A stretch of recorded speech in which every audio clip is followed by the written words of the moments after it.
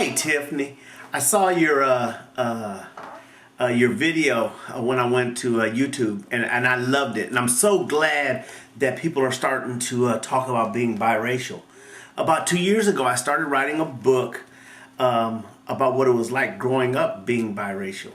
I'm a little bit older than you, just a little bit.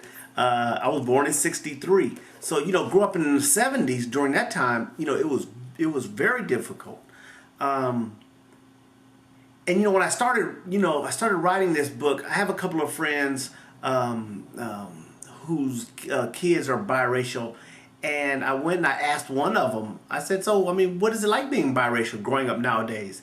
And she said, "People always say you have the best of both worlds, but I don't feel that way."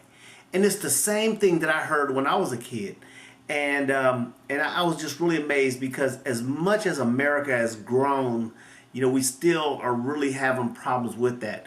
But the biggest problem is the internal struggle that we're dealing with. And for me, I mean, my struggles really led me down a path that I see a lot of biracial men and women going. I was homeless. I had a problem with the addiction, drugs, and alcohol. I just got into a lot of trouble, and it wasn't until a little later in life that I had found my way.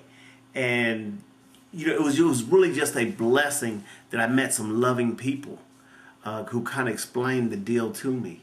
And from going from that to graduating, getting my undergrad degree and then law school, I mean, the whole journey has really been something. And I knew that sooner or later that I was going to write a book on it. And that's why I started the book a couple of years ago. It's called Half Black, Half White, Finding Me and My Place in America. And it should be, I know the Kindle version just came out this week. This is December 9th. So the Kindle version came out on the 2nd of December. And the book should be available for sale on Amazon shortly. But I'm so glad when I ran into your video on YouTube. Keep up the work. I'm definitely going to be right there in the mix with you. So just keep at it, girl. And if you get a chance, go check out my website. It's www.halfblackhalfwhite.com. Of course, I am just so proud of you. I look and see how young you are, and I see all these other young people nowadays really addressing that situation, because in the '70s we just didn't have the same outlets and have the same opportunity to share with each other, and you're hitting it right on the nail by, you're not alone. And whatever you're feeling, I mean, you should share, because I learned a long time ago, and I never will forget this, what this man told me. He says, we're only as sick as our secrets.